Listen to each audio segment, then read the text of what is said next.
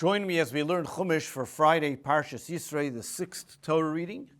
Yesterday we learned in the 5th Torah reading where the Torah tells us about the preparations that the Jewish people made for the giving of the Torah and how God descends on Mount Sinai, the loud noises, the thunder, the lightning, the sound of the shofar, all in preparation for the giving of the Torah.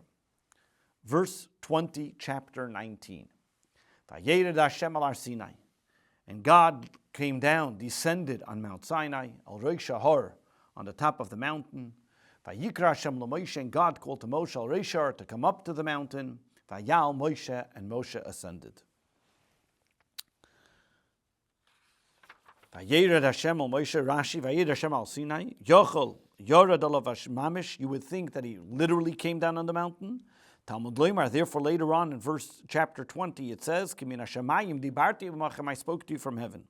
Melamed, this means, Shehirchin, that God lowered himself, he bent down, Shamayim hol yonim v'tachtonim, that he moved the lower heavens with the upper heavens, v'yitzion al gabe yahar, and he put them on top of the mountain, kimatza alamita, like a sheet or something that's spread out on the bed, and he put the God's throne on top of them. This way you have both come true, the fact that God spoke from heaven and that God came down from heaven, meaning that he put the heaven and the earth together, if you want to call it heaven and the mountain, all came together, and this is the way God came down on the mountain. Over here we also see that Moshe ascended the mountain, which teaches us, as we know from here, the Chassidus explains the concept of the fusion of the physical and spiritual, where God, the spiritual, comes down on the mountain, which is physical. Moshe, the physical, ascends the mountain, which is spiritual. This began the era of Dira B'Tachtonim, of making this world a dwelling place for God, that we have now the ability to take something physical and make it spiritual. This all began with God's descent on Mount Sinai. Verse 21. Vayomer Hashem al Moshe, and God said to Moshe, Leich reid ha'ed ba'am, go down and warn the people. Ben yeharsu, that the people not to break, towards not gazing al El Hashem, that they should not break the ranks to move towards to gaze at God. Lirais, to try to see, v'nafal mimenu rav, because lest many of them will perish. That means if they try to break the ranks to be able to come towards the mountain to see what God is. Let's see in Rashi how he explains. Ha'ed bahem, hasre bahem, warn them, shleilal l'spar, not to go up on the mountain. Why would they want to go up on the mountain? Pen yehersu, shle yehersu es matzavam. They should not break the ranks from where they are. Al yidesha tavasam, what would be their desire? El Hashem leaders to see v'yikru fad har, and they'll try to come closer to the mountain. V'nafal mimenu rav, kol ma sheyipol mem v'afilu yechidu chashuv lefanei rav. Why does he say this in the terminology that many will fall, even if it's only a few that may break the ranks? Because even if one person falls, that is considered as many. Yehersu, what does the word yehersu mean? To break ranks. Kol harisa mafred asasifus abinyan af nifrad matzav anoshim hersam as amatzav. The word hersa means to destroy, to eradicate. So, like for example, when you want to destroy a building, it's called harisa. So, like disconnecting, dislodging one stones from another. So, too, when people are together and one breaks ranks from them, it's also using this terminology hersim. They're destroying the situation. Verse 22. Even the priests who come near to God, Yiskadoshu, they also should be sanctified, lest God cause a breach among them. What this means, who is the Kohanim at this point? At this point, the Kohanim are Afa B'choiris, they were the firstborns, Shavoida Behem, that at this point, they were the ones that were going to be serving in the Holy Temple. It was only later when they sinned with the golden calf that was taken away from them, that privilege. Hanigoshim al Hashem, lahakrif karbanis, to bring the sacrifices. Afheim al yismuch al chashivusam, they should not think, oh well, we're important, we're going to be bringing sacrifices, so therefore we can go up. Lalis, tell them they're not allowed to go either. Yiskadoshu, you muzumanim, they should be prepared. Lisyatzav al amdam, stay where they are and not come close. Pen yifreit loshim pirza, that means not to break forward what they were doing, because yarig ben v'yasam ben pirza, because God forbid something, they should be killed, and because of that will break cause a breach amongst them. Verse 23. Vayomer Moshe al Hashem, and Moshe replied to God, La yuchal amlalis el Har Sinai. The people cannot ascend Mount Sinai, because you have already warned us, saying, Make a boundary around the mountain and sanctify it. Verse 23, Moshe was responding to God. I don't have to warn them any longer. I don't have to warn them anymore. They're already warned from previously, for the past 3 days. They're not allowed to ascend. They don't have any permission to go on. God said to him, Lech reid, go descend and warn them again. But this time you shall ascend, and Aaron with you. And the priests and the firstborn who we were talking about before will be on a lower level. But the people should not break, should not come to ascend to God, lest he cause a breach amongst them. Lech reid. Yes, you already warned them, but now go warn them a second time. Because you warn a person before the event happens, and then you warn them again at the actual event again. So to make sure that right now, when the prohibition goes into action, warn them that this is when you're not allowed to go up. Even those that are going with you, now that he's telling you come up, then he says again Aaron, and then he says the Kohanim, and then he says each one, because each one had a separate partition of where they were allowed to go up. So there was Moshe was one partition, Aaron was another partition, the Kohanim was another partition. Moshe came closer than Aaron. Aaron was closer than the Kohanim.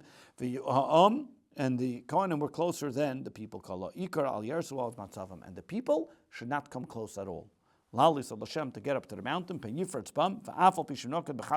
even though there is Yifratz in a Zazmik Zirasa, it doesn't change from its interpretation of its explanation. So to any word that has a cholam in it, and right next to it has a patach, many times it can change the terminology. You would change it like mi yavor lanu, or Yishmor Ir, but in this case, it would stay to its original interpretation. Moshe went down, verse 25, Moshe went down to the people, Vayomer Aleim, and he gave them the warning of them not coming close to the mountain. Rashi, Vayomer Aleim, and he said to them, Hasra, that warning. Chapter 20, verse 1, we now begin the Ten Commandments. And God spoke to Moshe all these words. And God spoke all these words, saying, When the words Elokim are used, when the God's name is used as Elokim, it's a terminology of severity, as a judge. Also as a Elokim, you should not curse, which is referring to Dayana, to the judges. Because there are mitzvahs that are mentioned in the Torah in many different ways. That if a person would do them, he receives reward for it. But when he causes himself not to do it, he still does not get a punishment because of it. So for example, he may not give himself the ability. If he does the mitzvah, he'll get reward from it. But then there are ways that he can cause himself to be exempt from doing the mitzvah. So too, you would think, so too are the Ten Commandments, that they're not commandments, they're just suggestions, if you want to call it. Talmud Loimar, therefore God tells us, in a strict terminology, Dayan is a judge, that you have to keep these things. They're not merely suggestions, they are commandments that you have to keep, and they have to keep in all ways, and therefore there's a reward for keeping them, and there's a punishment from refraining of keeping them. As kol advarim ha'ela, all these words, malamid, it means that God said, He said all the Ten Commandments with one saying, at one shot. Impossible for the human being to do this. If so, so then why does it say afterwards, I am the God? And then the expression of the simple individual. That means first God said them all at one shot, and then he separated and said them as individual commandments. The human condition cannot even fathom what it means to say them all at once, but therefore God said them all in separate commandments, explaining the detail of each of these commandments. Lamer saying, what does it mean saying? Generally saying is that he should repeat them to future generations. This is telling us that the Jewish people would respond on yes, yes. Then if it was a positive commandment, they would say yes. If it was a negative commandment, they would say no, meaning that they will not do it. They responded responsively to each of the commandments. The first one of the commandments is Anoichi. Commandment number 1. Anoichi Hashem Elokecha, I am God that was taking you, who has brought you from Egypt, from a house of slavery. Anoichi, what does it mean that I have taken you out of Egypt? So first of all, we should know the Hasidic interpretation for the word Anoichi. As we know, the word Anoichi is an acronym of the word Ana Nafshi Ksavis Yehavis Ayim within an encrypted. That means that God is telling every single Jew that when you study Torah, the 10 Commandments, which is symbolic of the 613 commandments, 620 words of all the commandments that are in it, that when a Jew studies Torah, Anoichi Hashem Elokecha, he thereby takes the essence of God, because the essence of God is in the study of Torah. When we study of Torah, we intellectually and connect with the essence, essentially connect with God.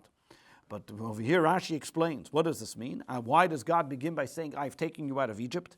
It is worthy that I have taken you out of Egypt, and it is important enough that therefore you should be subservient to me.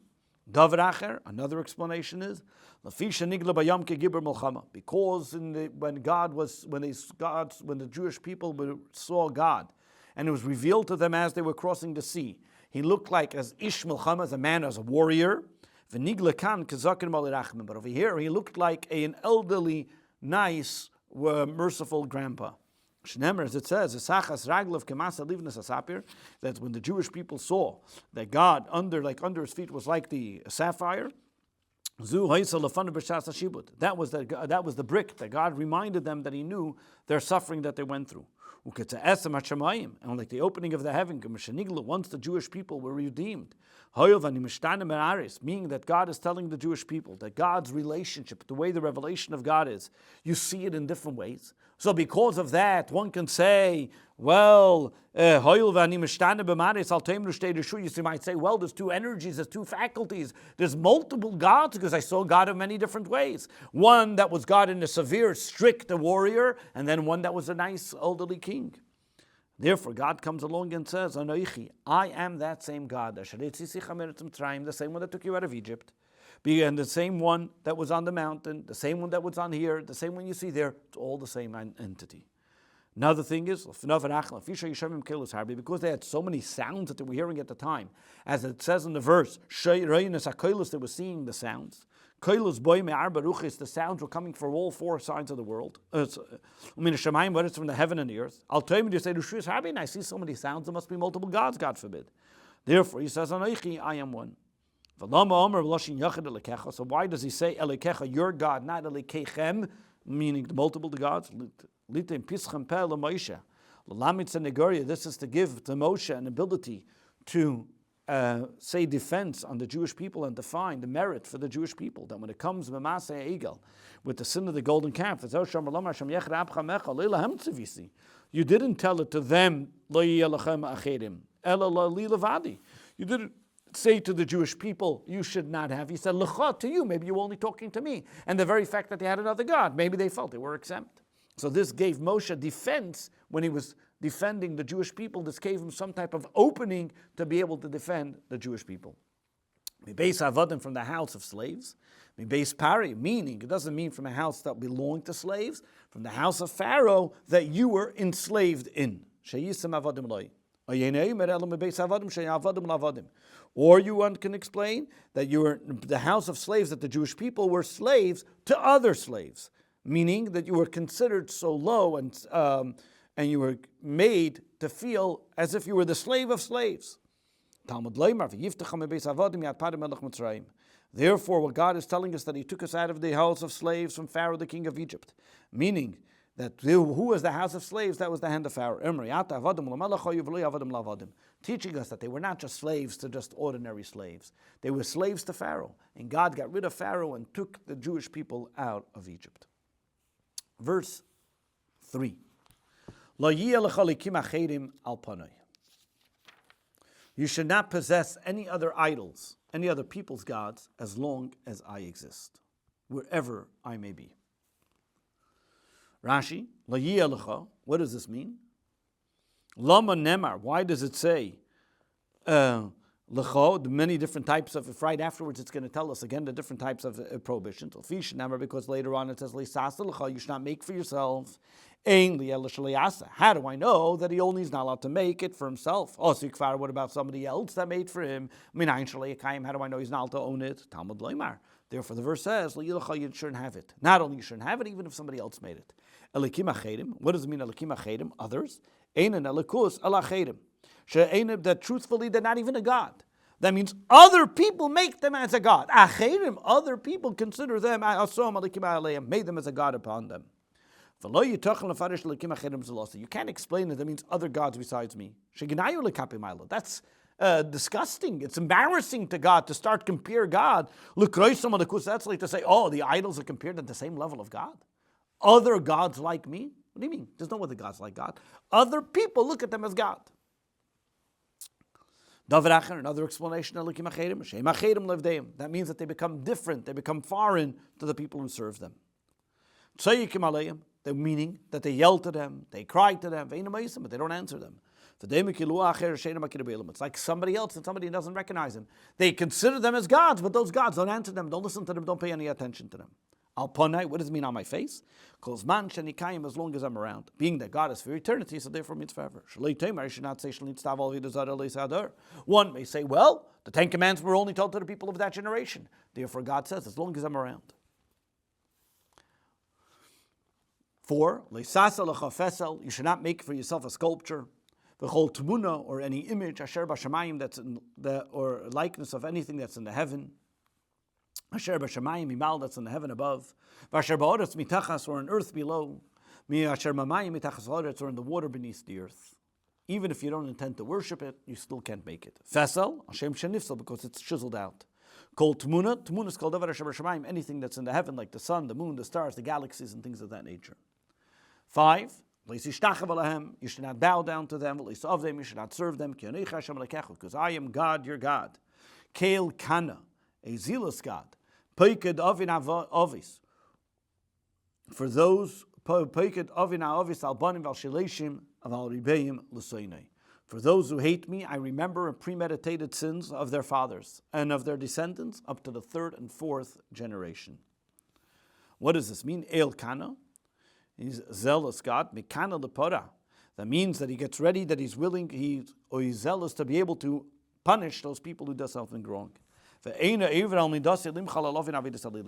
And God is not a pacifist and will not allow it to go by for people, and he does not forgive those that sin with idolatry.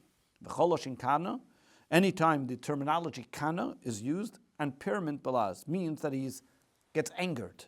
He's zealous. He pays attention to be able to make sure that these people get their right judgment.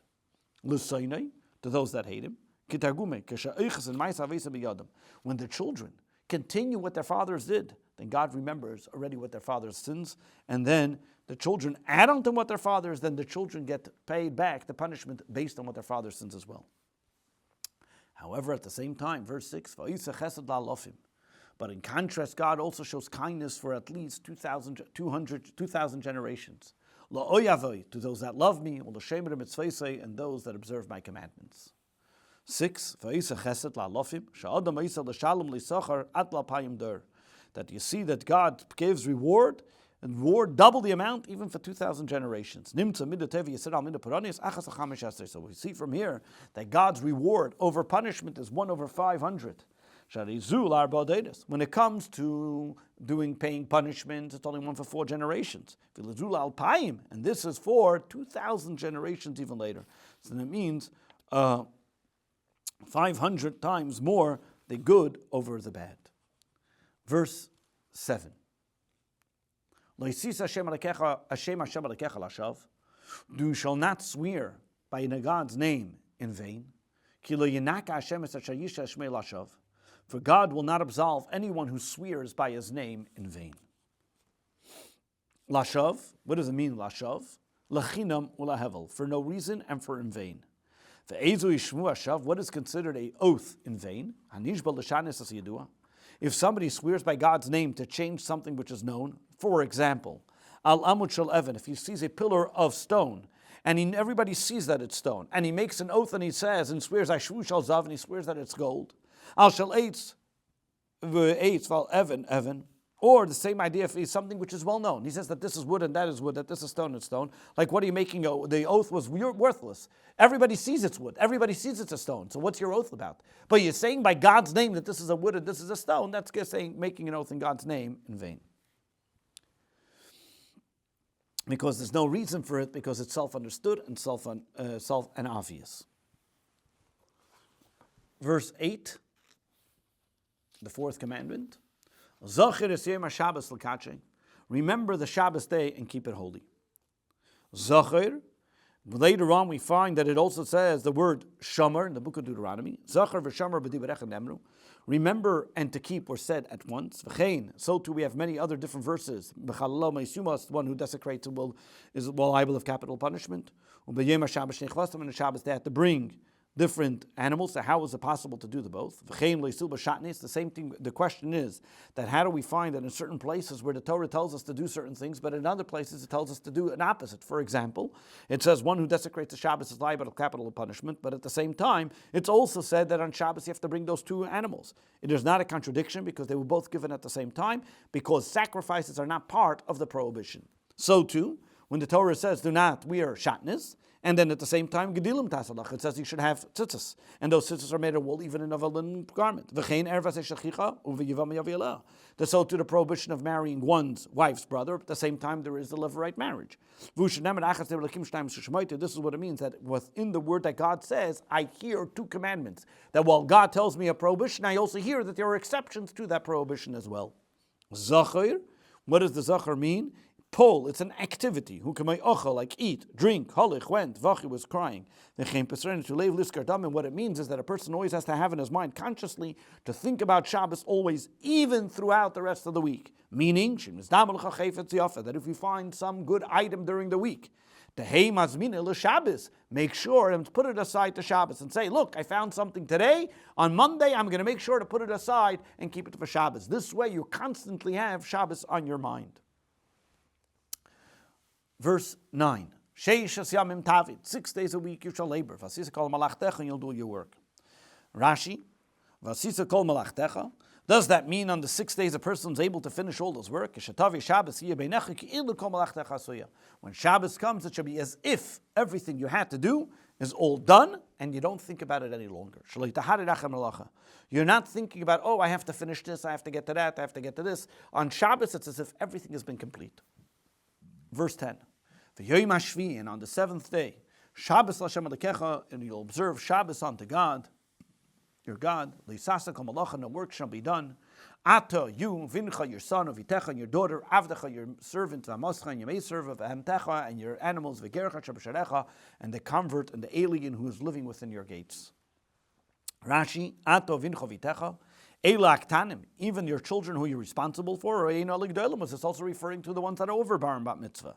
Amarta, you said, Harek Farmos Harimim. The older ones already were told by their own commandment, because they're part of Ata you. But this is to tell us that the older ones should make sure that the younger ones follow as well. That you cannot have the younger ones do things for the older ones as well. And this is what we learn in the Tractate of Shabbos, that if a child wants to come and put out a fire, which is not a danger, ain't shamanly, we don't listen and we have to stop him from doing that work. You have a responsibility to educate the young child, and the young child is not allowed to do any work for you or for the older ones on Shabbos as well. Verse 11. Why are we observing the Shabbos? Why does it become part of the Ten Commandments? And the Torah continues. Verse 11. It's for 6 days God made the heavens and the earth. As a yom, it's called Sharbam, this earth, the sea, and everything that's in it. And he rested on the seventh day. Therefore God blessed the Shabbos day, and he sanctified it.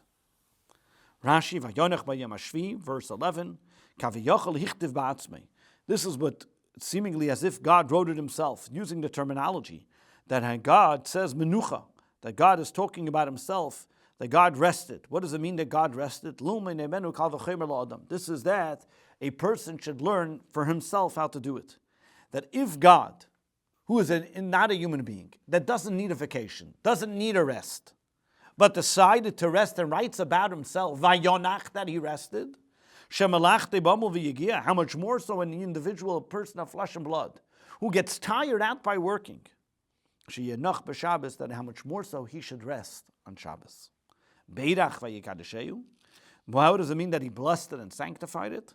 He put a holiness, a special sanctification into this day.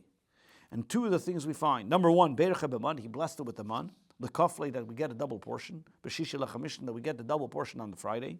The kitchi b'man, so too he blessed it with the man, that there was no man that came down on Shabbos. Meaning that we see that the whole entire Shabbos, God put an extra sanctity in it, that one should not deal with weekday items or deal with things that have not Shabbostic on those days, on that day of Shabbos. Interesting thing you'll note, as the Baal Turim points out, that the fourth commandment of Zocher Esem Shabbos L'Kache is the 7th verse of the 10 Commandments, and also begins with a Zayin, which for the 7th day for observing of the Shabbos. So you see over here again, as well as you also find 7 people mentioned when the Torah says Ata, Bincha, Vitecha, Va'avdecha, V'amasecha, Behemtecha, V'gercha. The 7 people that the Torah mentions: you, your son, your daughter, your servant, your maidservant, and the alien amongst you. So the 7 people, 7th verse, and the letter 7, Zayin, Zocher, begins the verse telling us the 7 points of rest and how on the 7th day one should rest. Also, an interesting thing, as the Baal Turim points out, there are 5 words in the verse Zachar Seyem Shabbos L'Kache, telling us that a person who observes the Shabbos, it's as if he observed all the 5 books of the Torah. Now we're into the 5th commandment. As we know, the 5th commandment is the hybrid between the 5 commandments that are between man and God and the 5 commandments between man and his fellow, because the 5th commandment is the commandment of honoring your parents. Honoring your parents and God as a partner in your creation. So by honoring your parents, you're honoring God, which creates the hybrid between man and God, man and his fellow, of the commandments on both sides. Honor your father and mother so that your days will be lengthened. Allah dam on the earth, that God is giving to you. If you're going to respect them, then you'll have long life. If not, God forbid, they'll be shortened. The words of the Torah are written in short, and therefore you have to learn from the positive that the opposite applies as well. Miklal hein lav. From the positive, you know that if you don't listen, the negative. Miklal lav. And from the negative, hein, you learn the positive. Verse 13. Loi sirtzach, you should not murder. Loi sinaf, you should not commit adultery. Loi sinaf, you should not steal or kidnap. Loi sanev reach chakar, you should not bear false witness against your fellow man. 13, Rashi. Loi sinaf, ein niuf ela beishasish. When we talk about adultery is talking about specifically a married woman. Shenemer, as it says, as we see it brought down in the book of Leviticus, when we talk about the word ni'uf as committing adultery, is specifically talking about by a married woman. So too in the book of Ezekiel talks about when a person commits adultery under her husband, meaning that she is a married woman and she's then taken somebody else and she goes with a strange man. Signov, when it talks about stealing here, begoin of nefashos hakasim daber, it's not talking about regular stealing, but it's talking about kidnapping, as well as it says later on in the book of Leviticus, when it tells us about leitignoivu, don't steal, that's talking about begoin of mammon. Is that talking about money? Oyeinei elazeh begoin of mammon. Or maybe this one's talking about financial loss of stealing. Ulahalan, and later on in Leviticus, it's talking about begoin of nefashos with kidnapping. Amarta. How can you say this? We have to learn out from the actual item of the concept that's talking about. Being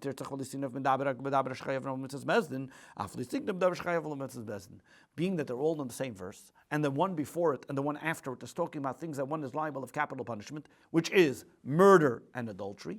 Just like murder and adultery are one's laws that if one who abrogates them is liable of capital punishment, so too the middle one, which talks about stealing, because stealing money, one is not liable of capital punishment, but kidnapping one is. So therefore, when it says stealing here, it's referring to kidnapping, just like murder refers to a capital punishment, the stealing in this case, which is kidnapping, is also something which is liable to capital punishment. Verse 14. You shall not desire your fellow man's house. You should not desire your fellow man's wife. Nor his bondsman, or his maidservant, his ox, and his donkey, or anything that belongs to your fellow man. This concludes the 6th Torah reading of Parshas Yisro.